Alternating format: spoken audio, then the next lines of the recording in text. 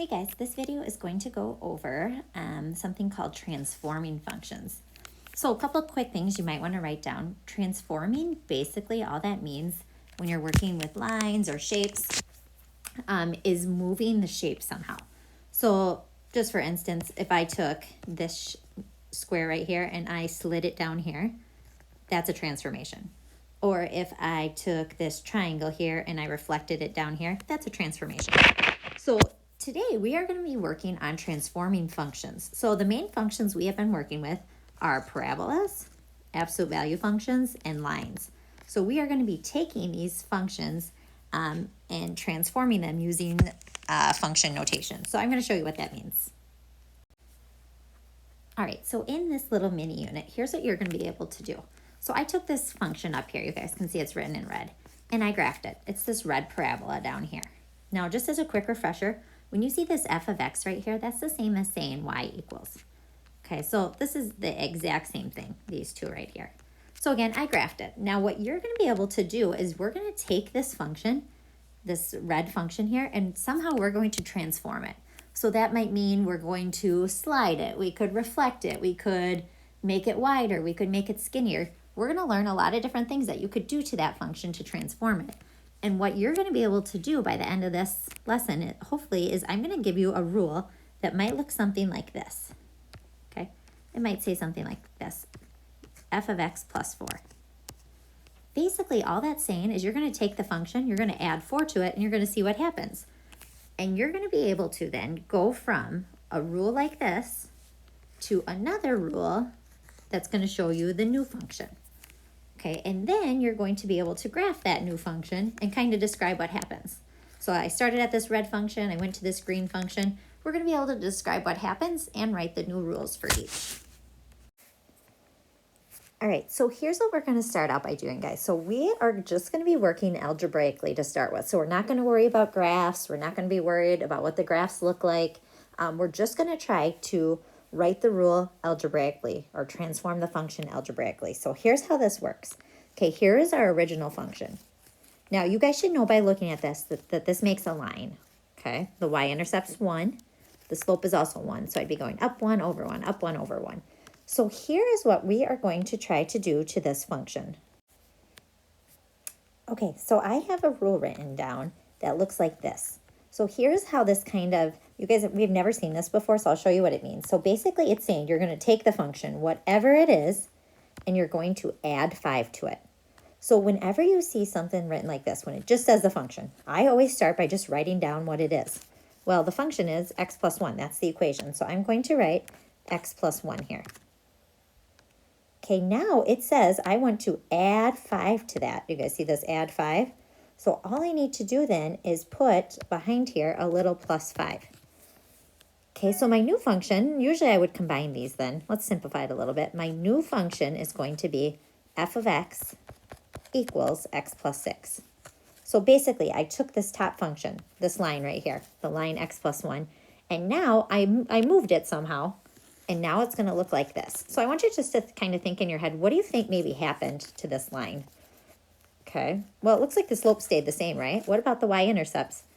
1, now it's up at 6. So what do you think I actually did to the line? Do you think I moved it up, moved it down, left, right? Did anything else happen to it? That's what we're going to be learning when we get to the graphs. For now, we're just going to worry about this algebraic part. Okay, so let's look at the second one down here. Again, this time it's saying you take your function, whatever it was. So I'm going back to my original one. So I'm going to just write that in blue maybe quick. It was x plus 1. And then it says you're going to subtract 3 from that function. So again, whenever it says this, I always just write it down. Here was my function, and then it says minus 3. Okay, now I'm just going to combine my like terms. 1 minus 3, and I end up with my new function is going to be f of x equals x minus 2. Okay, so there's my new one for that one. So again, kind of think about how do you think it changed? Here was my original one. Again, it was a line with a y-intercept of 1, slope of 1. Look at this one now. Well, still a slope of 1. Y-intercept's a little bit different. So how do you think that line changed? That's what we will be working on tomorrow with the graphs. Today, again, just algebraically. All right, let's take a look at another one. So this time, I'm going to give you a different line. Okay, so here's my original line. Okay, you guys can see there's a y-intercept of 1 and a slope of 2, up 2 over 1. Okay, now this time when you see a rule that looks like this, it gets a little tricky. It's basically saying take your function, whatever the x is, right by the x value, you have to times it by 2. Okay, so here's how I usually do this. This might be confusing the first time you see it. I'm going to start by rewriting my function 2, okay? And then you see that x value right here? It tells me I want to times that by 2. So I need to times that x value by 2. And then I still write the rest of my function. So I copy the rest of it down. So the only part I was changing was this x part, right? Because it tells me right here I'm timesing the x by 2. Okay, so now if you take a look at that function that I just rewrote, if I want to try to simplify it, what's 2 times 2x? Well, that's 4x. And then I still have the plus 1. This would be my new function. Okay, so again, take a look at the original one to this one. What do you think happened? Well, this time the y-intercepts stayed the same, right? The slope, it looks like it doubled. So I wonder what's going to happen to the line. Just kind of think about that for a second. How's it going to change? Again, we'll be doing that tomorrow. Okay, so let's look at the second one. Okay, this time it says you're going to take 2 times, this again is the entire function. F of x, that is the function, right? Up here it says f of x equals this. It's kind of like substitution when we worked with systems of equations. I'm basically just taking this right here, this function, and putting it right here. Okay, so let's rewrite it then. Okay, so I have 2 times my entire function, which is 2x plus 1. Okay, you can simplify this. So I'll just times it out using the distributive property. I get 4x plus 2. There is my new function. So again, think about how it compares to the original. We'll get to that tomorrow. Okay, and then the last one. This one I think is the hardest. All right, this one, it says you're going to take the x value, only the x value, and add 3 to it. Okay, so I'm going to start by rewriting my original one. It says 2, and then to that x value, right here, this x value, I have to add 3 to it. So I have to write x plus 3. I'm only adding 3 to the x. That's why I put it in parentheses. And then it says plus 1. So again, I was working off of this one. I wrote the 2. I put parentheses because I'm only adding 3 to the x plus 1. Now, I can multiply that out. I end up with 2x plus 2 times 3 is 6 plus 1. Again, if I simplify that more, I get 2x plus 7. Here is my new function. So again, I started out here. This would be my new one. And we're going to be looking at the graphs of these tomorrow to see what actually happened. Okay, let's try one with absolute value. Okay, so my original function this time is this absolute value one. Okay, so my very first thing to transform it, again, it's somehow changing it. We're moving it. We might shrink it. We might enlarge it. It might get steeper. We'll figure out what it does later. So my very first one is I am taking, again, this says take the entire function times it by -3. So here's my entire function. So I'm going to write that out to start with. Okay, it's absolute value of x plus 2. Okay, then it says to take that times -3. So I'm just going to put a -3 out in front of it. Here is my final function. Sorry, it didn't show up very dark. Okay, there's my new function. I cannot distribute on this one because these are not parentheses. You can't modify absolute value ones. Okay, let's look at the second one. It says take the function. Take the entire function, subtract 3 from it. So again, I'm going to take my entire function, which was x plus 2, and then subtract 3 from the whole thing, -3. This would be my new function. All right, let's try one that is a parabola, since we're going to be working with those two. Okay, so again, here's my original function up here.